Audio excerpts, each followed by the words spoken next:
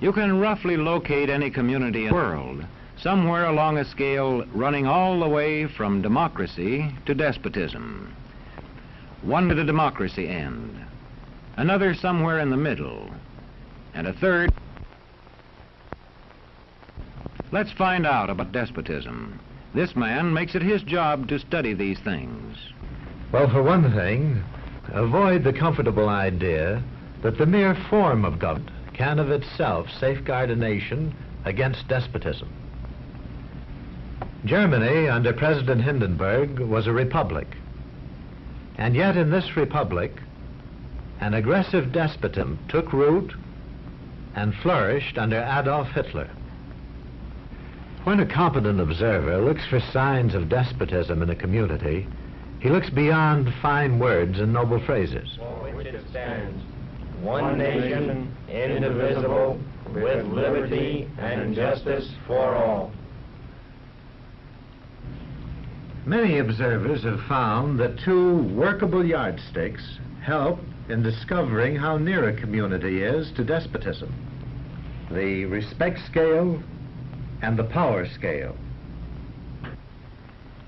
A careful observer can use a respect scale to find how many citizens get an even break.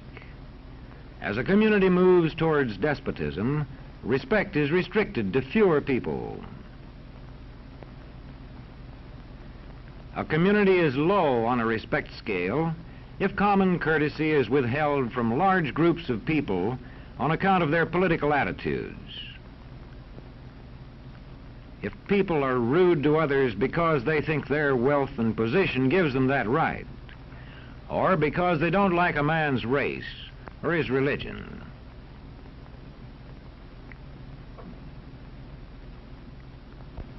Equal opportunity for all citizens to develop useful skills is one basis for rating a community on a respect scale. The opportunity to develop useful skills is important, but not enough. The equally important opportunity to put skills to use is a further test on a respect scale.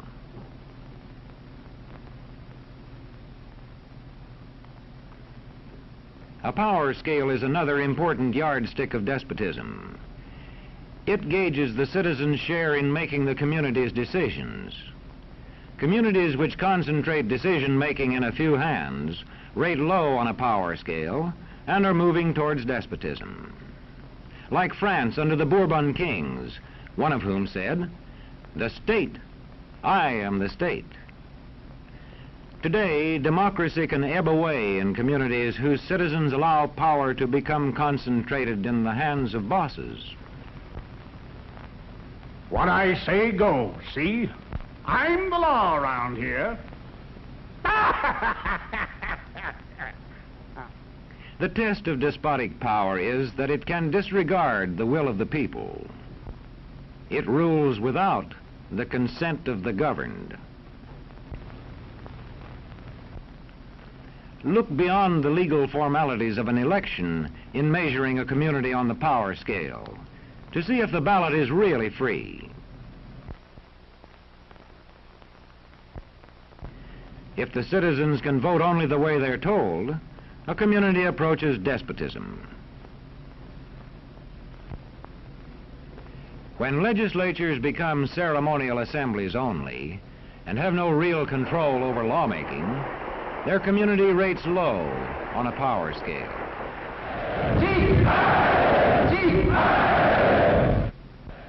In a downright despotism, opposition is dangerous, whether the despotism is official or whether it is unofficial.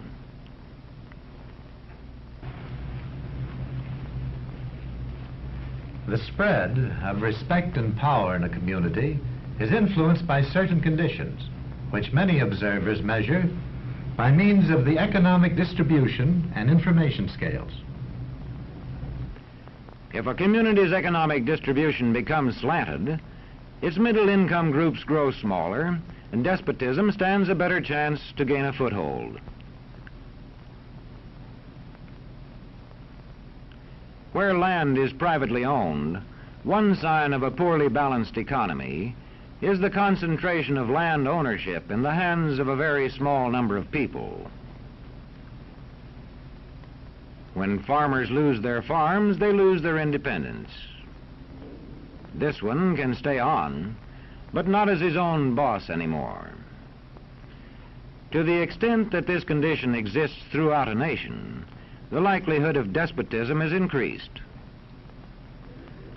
In communities which depend almost entirely on a single industry, such as a factory or mine, maintaining economic balance is a challenging problem.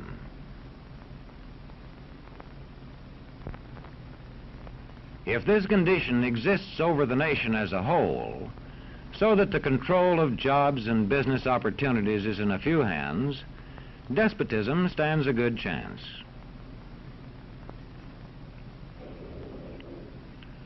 Another sign of a poorly balanced economy is a taxation system that presses heaviest on those least able to pay. A larger part of a small income is spent on necessities such as food. Sales taxes on such necessities hit the small income harder. In the days of the salt tax, feudal despotisms were partly sustained by this and other effects.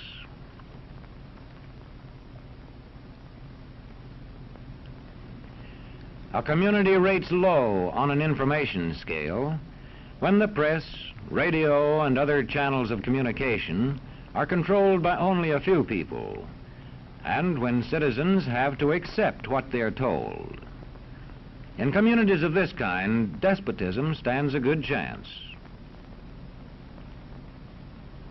See how a community trains its teachers. Bear this in mind. Young people cannot be trusted to form their own opinions. This business about open-mindedness is nonsense. It's a waste of time trying to teach students to think for themselves. It's our job to tell them. And when teachers put such training into practice, despotism stands a good chance. These children are being taught to accept uncritically whatever they're told. Questions are not encouraged. How can you ask such a question? Have you got a textbook? Yes, ma'am. Does it say here that our law courts are always just? Yes, ma'am. Then how dare you question the fact? Sit down. And so we aren't surprised when... But it must be true. I saw it in this book right here. And if books and newspapers and the radio are efficiently controlled, the people will read and accept exactly what the few in control want them to. Government censorship is one form of control. A newspaper which breaks a government censorship rule can be suspended. It is also possible for newspapers and other forms of communication to be controlled by private interests. I thought I told you to kill that story. It'll cost us a lot of advertising. If that story goes out, I quit. All right.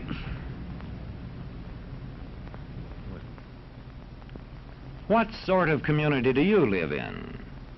Where would you place it on a democracy-despotism scale? To find out, you can rate it on a respect scale and a power scale. And to find out what way it is likely to go in the future, you can rate it on economic distribution and information scales. The lower your community rates on economic distribution and information scales, the lower it is likely to rate on respect and power scales, and thus to approach despotism.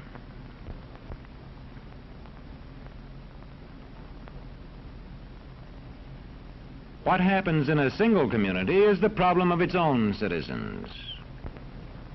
But it is also the problem of us all, because as communities go, so goes the nation.